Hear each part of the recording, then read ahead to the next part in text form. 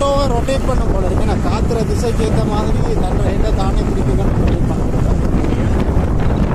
ஏன்னா இது இந்த பக்கம் இருந்தது இல்லை. இதில் ஹெட் இருக்குதாங்க. இந்த ஹெட் வந்து காத்துற திசைக்கு ஏற்ற மாதிரி